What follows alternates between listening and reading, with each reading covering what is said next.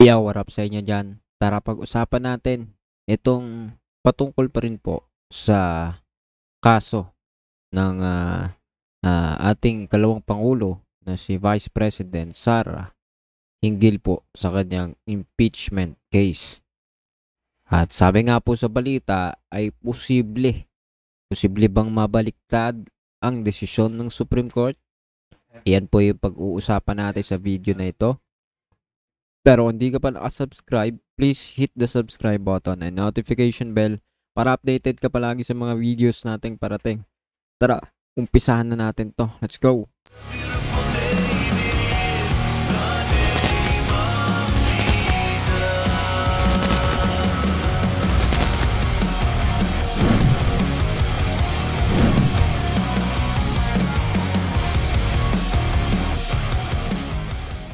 So yun nga mga tol, pag-usapan natin itong balita na sabi po, no, ay ang impeachment po ni VP Sara ay may question dito, no? Posible bang mabaliktad ang desisyon ng Supreme Court?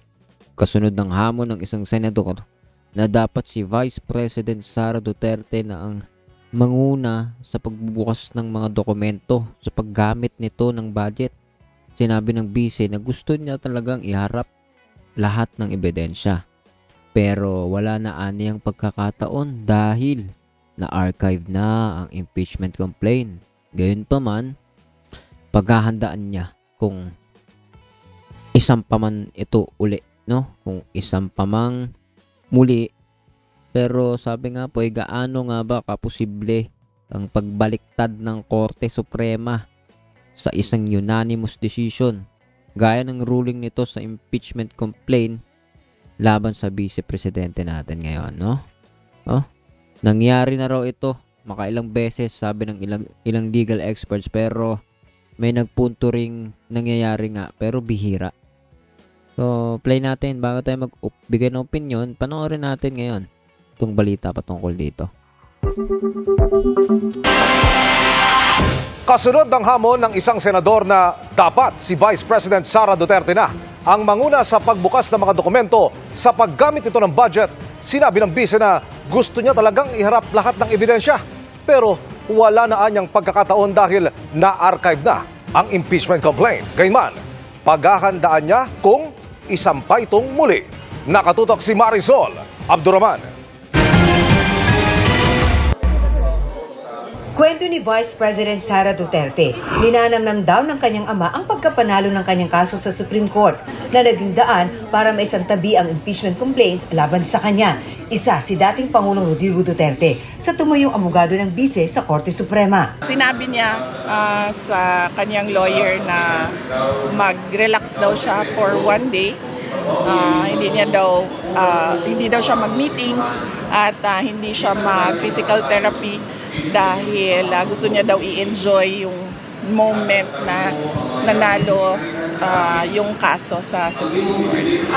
Pero kahit na archive na ang reklamo, may hamon ang isang senador sa bise. Kung tunay po na walang kasalanan si VP Duterte, dapat siya mismo ang manguna sa pagbubukas ng lahat ng dokumento, paggamit ng budget at mga hakbangin niya bilang pangalawang Pangulo at kalihim ng DepEd. Okay guys, sa part na to, no, makikita natin sa ilalim ng pangalan ni Mr. Tulfo, Sir Erwin, no, Senador Erwin Tulfo. Sabi, ito po ay isa siya sa pabor sa pag-archive ng impeachment complaint. So kaya nanalo po, no, sa Senado ng pag-archive ay isa po sa bumoto si Mr. Erwin Tulfo. And yet, sinasabi niya po ito ngayon. So, kayo po, ano pong masasabi niyo dyan? Na siya'y nag-yes, i-archive ito. Pero may hamon din after nito na mag-open, no? Si Sara Duterte. Si Sara Duterte ang, no, correct me if I'm wrong, ang sabi ay siya ang manguna sa pagbubukas ng mga dokumento, pagpapatunay na yung paggamit, no, ng budget hindi ito basta ginamit kung saan. Ito'y malinis. O ano man, siguro ganun, no? Disclaimer lang. narinig naman ninyo, no? Kung ano yung sinabi niya. Play natin. Dapat siya mismo ang manguna sa pagbubukas ng lahat ng dokumento, paggamit ng budget at mga hakbangin niya bilang pangalawang Pangulo at kalihim ng DepEd. Walang dahilan para umiwas kung malinis po ang konsensya. Ayon kay Vice President Duterte, posible pa daw magkaroon ng panibagong impeachment complaint. I wanted all the pieces of evidence from the prosecution and all the pieces of evidence from the defense presented for everyone. But unfortunately, wala na siya sa pagkakaroon. And of course, as I said, kinahanglan pangandaman ang tanan na posibleng mahitabo. So possibly, wala ta kibalo, 2026, 2027, 2028, na ay mga mag-file na po og impeachment. That will be another opportunity to answer. Tinanong din ang busy sa tanong na ito ng Senate President Chis Escudero habang ipinapaliwanag. So sa part po na yun, no, na sinabi ni Sara Duterte, makahanda sana siya, no? Yun ba? Sabi, no? Sabi po ninyo dito, sabi ay masabi yan. But unfortunately, hindi na yun mangyayari sa ngayon. And of course, as I've said, kailangan ng paghandaan ang lahat ng posibleng mangyari kasi sa mga susunod na taon, pwedeng isampa ulit yung kaso sa kanya. Another opportunity daw yun para sumagot. Pero ano ba talaga? No? Ito yung magiging question sa marami. Sabi, ngayong naka-archive na, nagsasalita daw ng ganito si Vice President Sara. No? Kayo, ano masasabi ninyo doon?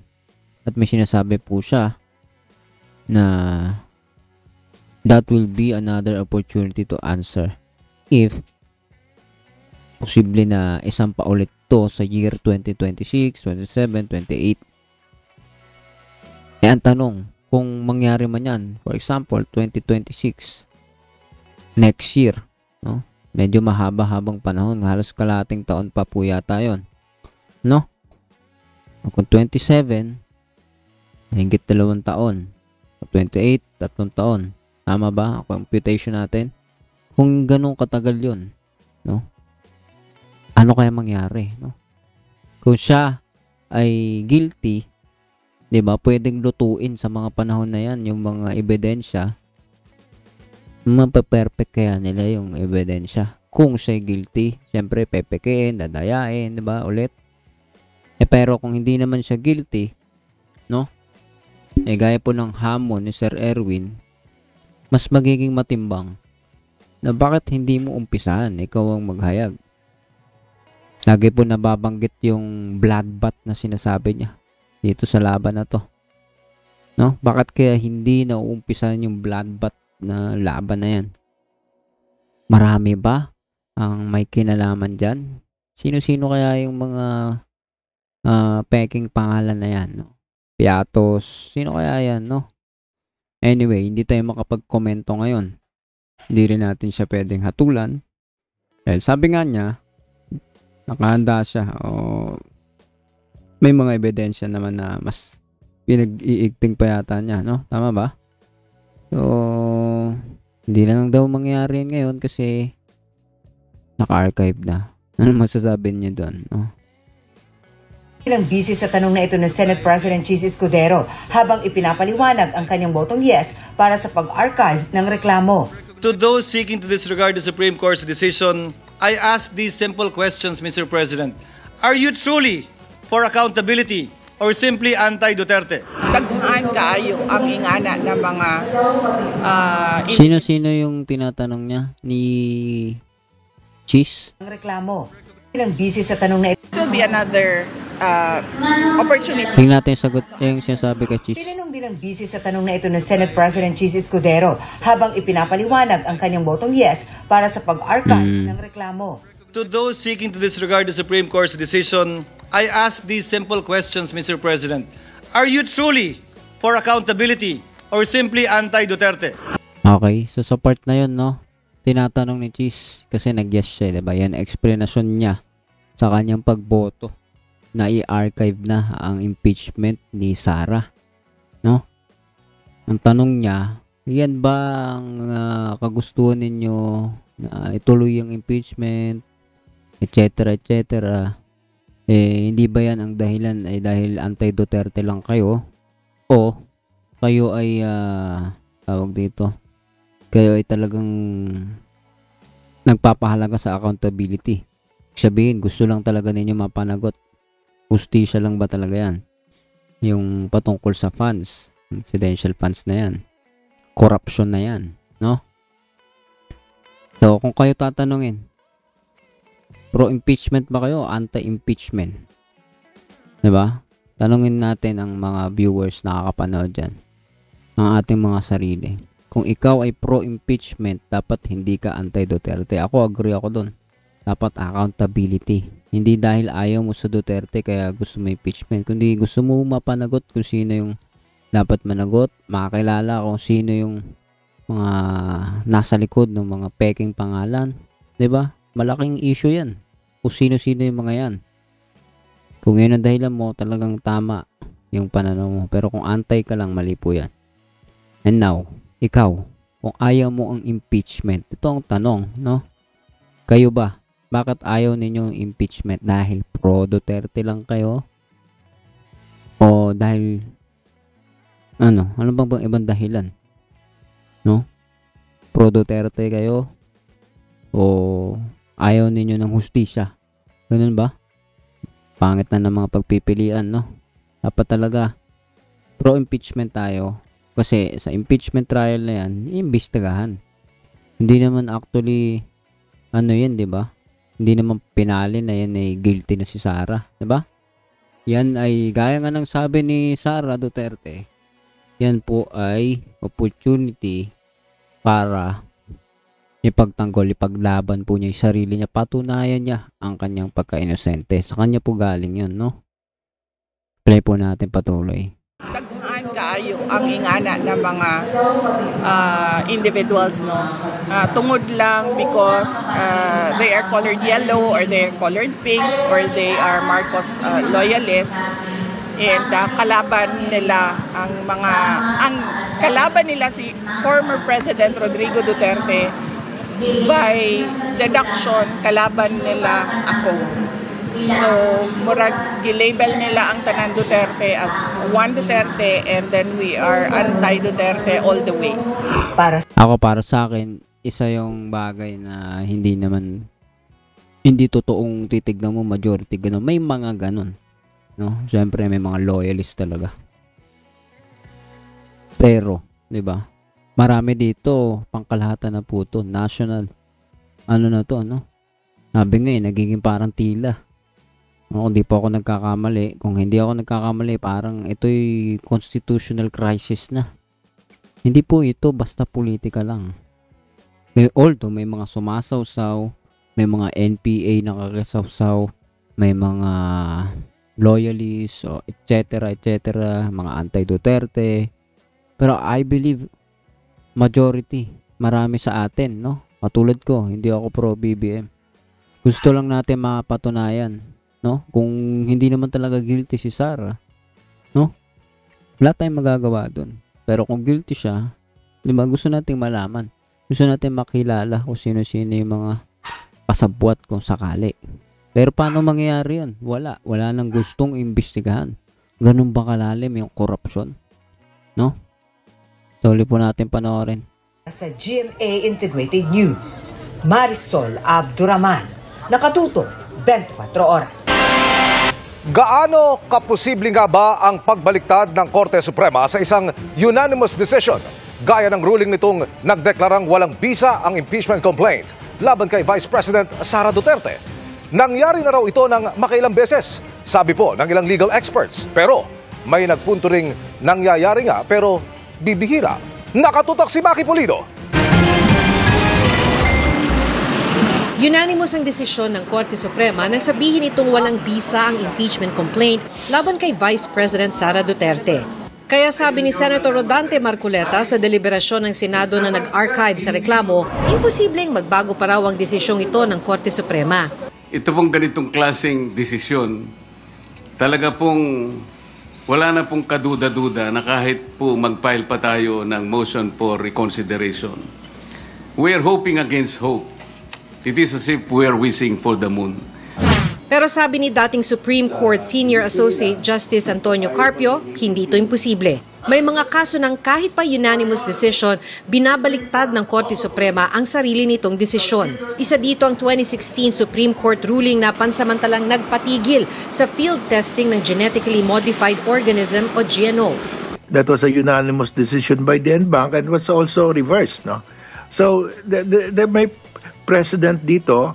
Ayon naman kay Attorney Alan Panolong, presidente ng Integrated Bar of the Philippines, totoong may binabaliktad na unanimous decision pero bihira lang daw ito. There are instances that the court reverses itself, no?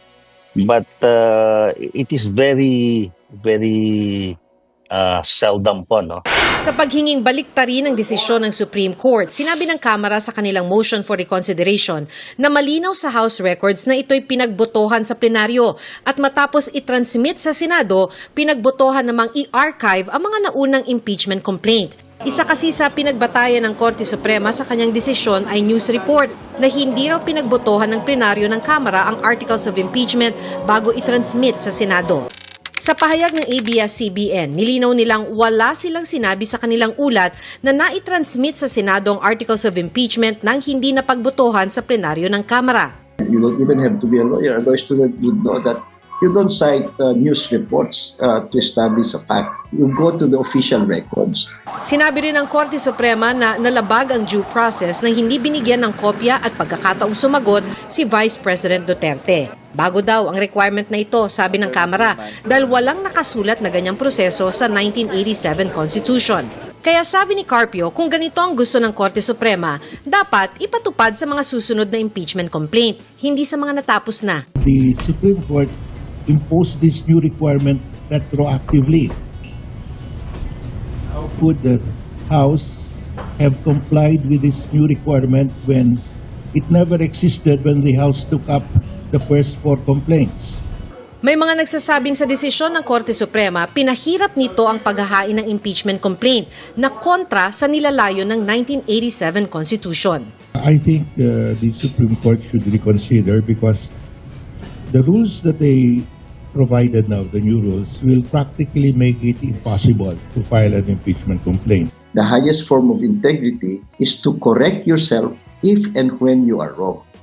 Ang IBP sinabing bagamat ang hindi pagsang-ayon sa pasya ng Supreme Court ay hindi masama dahil ang dissent ay mahalaga para manatiling buhay ang demokrasya, nagbabala ito laban sa pagkwestiyon sa otoridad ng Supreme Court dahil ito ay nakakahina sa pundasyon ng ating legal system. Yeah, we support for the decision because when the Supreme Court decides a case, especially when it involves issue on constitutionality, it is not asserting its superiority over a co-equal branch of government, but it is simply invoking the Constitution. Para sa GMA Integrated News, Maki Pulido, nakatutok, 24 oras. Alright, mga tol, hanggang dito na lang tayo. No, ikaw ano masasabi mo dito sa mga usapin po na ito kung saan tila napaka labo daw nun, mabaliktad. Naniniwala ba kayo nun? Samantalang ang former na justice, tama ba ako? Dito na si Carpio ay nagsasabi na hindi imposible. Talagang marami pong timbangan tayong gagawin sa mga naririnig po natin. Pero simple lang naman para sa akin. Para sa akin, ang hustisya, kailangan i-serve po yan. Kung may kailangang imbestigahan, mapanagot ang dapat mapanagot, wala nang ibang dahilan. The rest, mga technicalities po ito eh. Para sa akin, disclaimer lang. Ayon sa akin pagkakaunawa, no? Mas matimbang pa rin kung ano yung dapat na nananaig. At yun po ay yung kabutihan. Kabutihan ay yung justice, i-serve. Huwag po na nandun yung pandaraya or pagtatago sa mga mamamayan. Kundi magkaroon ng transparency, magkaroon po ng fairness, especially sa ganitong klase ng mga usapin para sa mga mamamayang Pilipino. Makita nila No? Karapatan nila makita kung paano ginagamit yung kaban ng bayan. Ikaw, ano masasabi mo? Comment down below. Pag-usapan natin yan sa comment section. Magre-reply po ako dyan sa comment section. And please do not forget to hit the subscribe button and notification bell para updated ka palagi sa mga videos natin parating. See you ulit sa susunod na video.